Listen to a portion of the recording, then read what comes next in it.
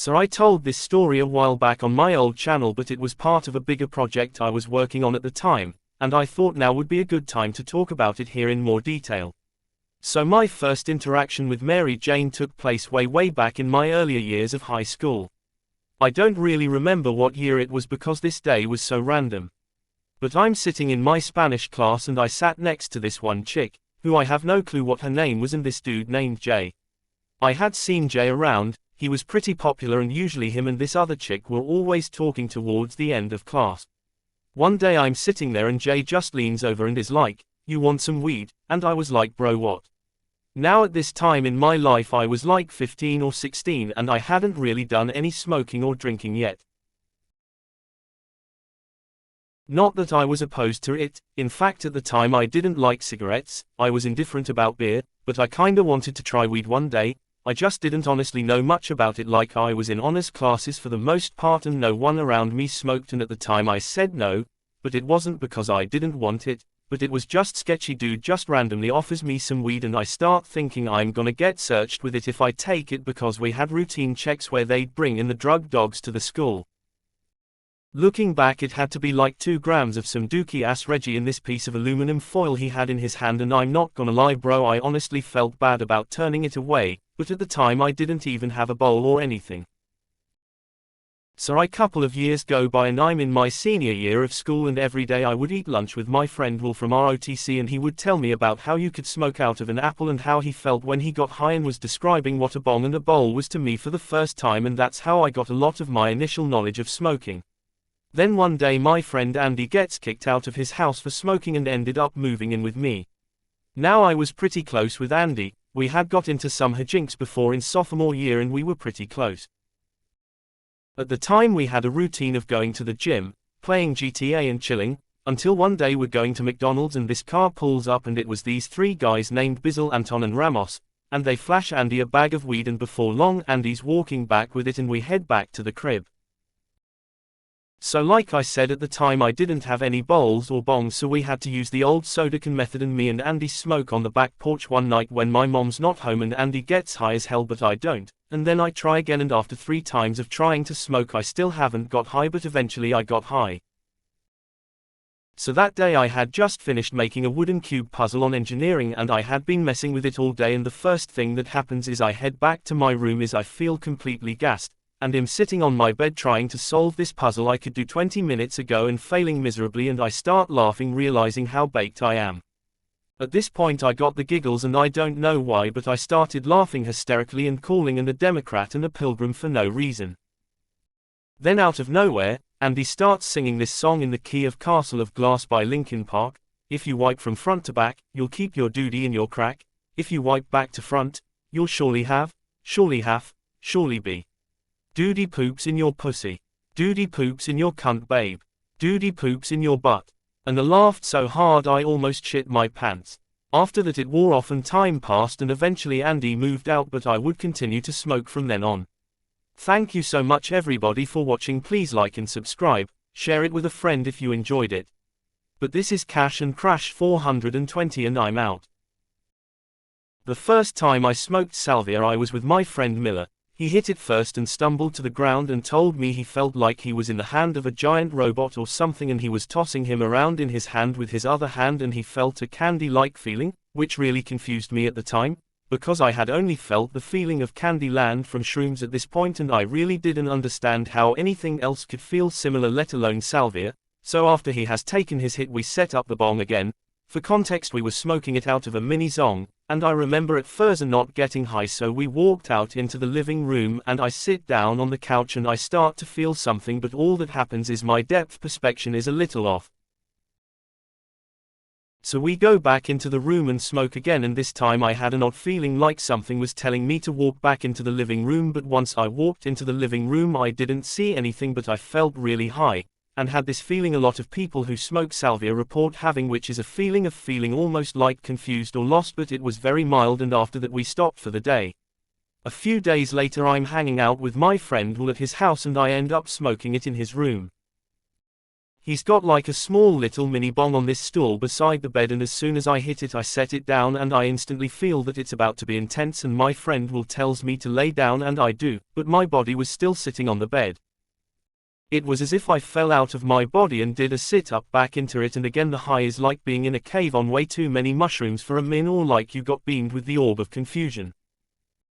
So after that we didn't do salvia for a minute, a few years go by, and then I'm hanging with my friend Trido and I'm telling him about all my experiences back in the day, and he had already done acid at this point and he's like, "Yay man, I want to do it." So we order some more salvia online, wait for it to get in the mail, and then when we finally got it we went back to the room to smoke. Now it's important to know that salvia is completely legal in certain states. Back in the day you could buy it at weed shops and sometimes you'd see it sold as a big glob that looked almost like resin, but what we were smoking was plant material which is similar to finely ground weed flakes, only the color of caviar. So I'm telling Trido all this stuff and I smoke, and I remember telling him I got this weird feeling almost like someone pulled something like a bedsheet or pillowcase material across my face, and then I actually felt the candy-like feeling Miller had been telling me about. It wasn't the same as mushrooms, but I got what he meant. It was a feeling of calm happiness that felt would last like the shrooms can do, but to a lesser extent, and mixed with the feeling of doing Roxy's. So me and Trido are getting high, but we haven't tripped yet, but that was all about to change. I hit the pipe and I see an upside-down tornado on the ground. This was the first time I had ever hallucinated before. Like, everything looked normal. The room wasn't spinning and wavy. Nothing else looked out of place. I didn't even feel that high, but I see a knee-high funnel cloud formation on the ground clear as day and fully recognized it must be fake, and a couple seconds later it was gone. Then we did it one last time and this was easily the strongest one, and I've never done salvia since, but not because it turned out to be a horror story trip, quite the opposite. So I take one more hit and I'm looking in the mirror, and I see the light from outside reflected in the mirror completely bent, and now it looks like a wave or hill type pattern of the light going across the glass. Then 5 minutes later we trip again. It looked like someone tore a hole through the fabric of our universe in front of my face, similar to if you were to see a Rick and Morty portal in real life or something, but what I was looking at was a stretched out dark black hexagon hole, and when I looked closer it had this 3D grid-like pattern, and seeing this made me feel like I had seen that there's a world just beyond what your eyes can see, and if you were to have the technology and you could take away all the atoms and even the fabric of space-time from an included space, you'd see the same 3D grid pattern and realize that this is a digital simulation and we're all living in the Matrix. But do I believe that we're in the Matrix after looking into a black hole on salvia and seeing the 3D grid that the universe is overlaid on? Probably not.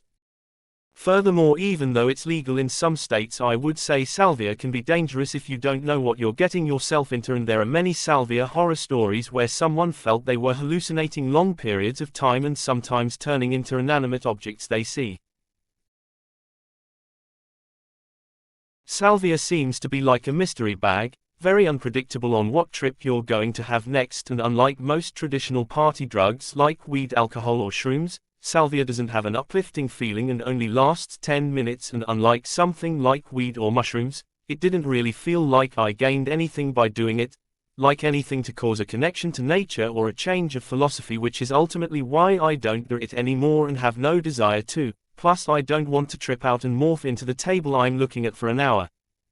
Overall, my stories, like most people's who found out it was legal, tried it and got a few stories out of it, and that's as far as it goes, and I completely get that now. But let me know in the comments section what you thought of the video. Have you ever tried salvia? What video should I do next? Let me know in the comments below. Don't forget to like and subscribe, and I'll see you in the next video. Later guys. Alright, so this is another story I told before on my main channel, and I thought now would be a good time to talk about it, my experience doing mushrooms. At the time, Trido was working at Softex and had this coworker named Lee that was able to get shrooms. The first trip was solely Trido's and we went up to Hightower for the occasion. He said the sky changed colors and the ground under him was turning kaleidoscope. The first time I tripped was with Trido, Miller and Shoop in the cave. When it kicked in, I felt like I was encased in that sapphire candy from Kids Next Door, and then I melted out of it into a pool of water that washed over my body and had me feeling relaxed. It was the first time I ever experienced Candyland, one of the feelings you can get from shrooms, and it's one of the best feelings ever. It feels like you just walked into the room that's made of candy in Willy Wonka's factory and you're on shrooms. The next time I tripped with Trido at Hightower. This time me and Trido felt the muscle relax feeling the first time. It's this feeling that can happen when the shrooms are just starting to kick in and you feel like you took a bunch of muscle relaxes and painkillers.